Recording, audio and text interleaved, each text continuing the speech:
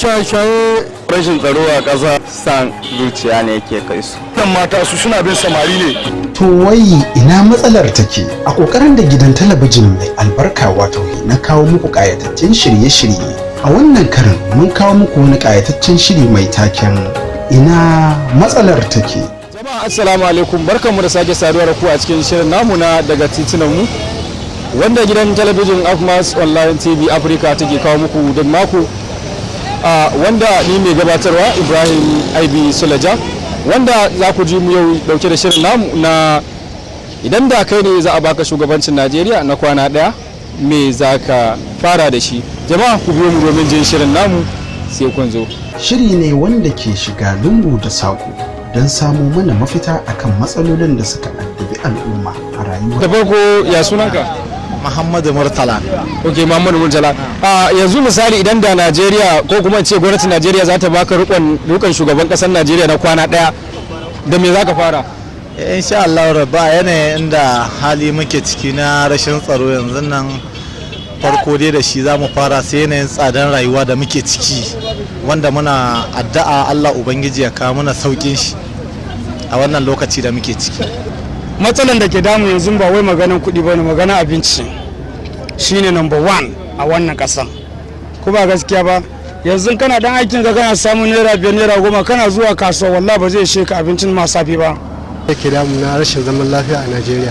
Da shi za ka fara ki? Shi zan fara. Idan da a ce kai ne a baka rukun ƙwarya na shugaban ƙasa na kwana daya. Shi ne kawai ya hira mu na tsakanin da Allah. Ta bana rikon ƙwarya? Gaskiya ni aikin na shugaban ƙasa. To gaskiya bangaren abinci zan fara. Ta bangaren abinci in ga yau da ta kowa ni nan abin da ka gani nan haka da kake gani nan ba abinci gani a hannuna ba. Aini ina ganin rabin tamaran saya ga baki daya saboda wannan halin da muke ciki yanzu nan kai rabin Najeriya za ka sayar kenan gaba daya. Da hali ma dukkan da zan ƙara ni wa ruwana. Kenan kudin za ka yi ma ƙasa aiki ne da shi ko kuma? To ai kawai kowa yanzu nan abin ne nan din gaban shi yake. Ni ma kawai abin da ya shafe ni zai iya abin da za ka yi kenan? A to ba ruwana. Kwana daya ko shekara daya. Kwana daya. To ai ba lokaci. Kwana daya cikin awa 24. Awa 24 kenan. To ai bilan kawai zan sayar. Bilan zan sayar. Faka saboda ba lokaci. Dole in sayar da bila. In tattara iyalai na kawai in gudu.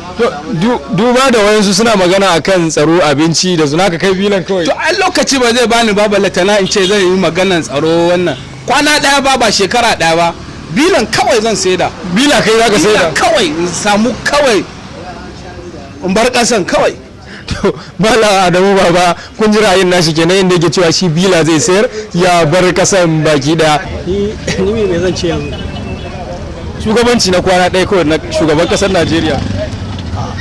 Ni ba abin da zan ce gaskiya. Ba ka iya cewa komai ba? Gaskiya. Ma'ana ba ka kishi yan ƙasan ka kenan. Ina kishi mana. Kana kishi ko ba ka sa abin da za ka yi musu ba?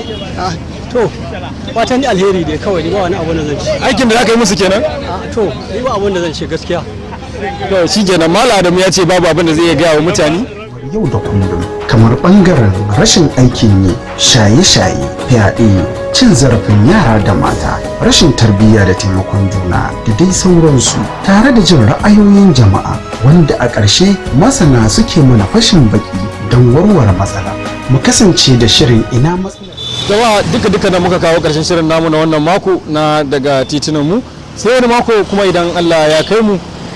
Kada kuma ce kuna tare da gidan talabijin nan mai albarka wato Afmas TV Online TV channel wanda ni Ibrahim IB Sulija nake gabatarwa. Jama'a mun gode.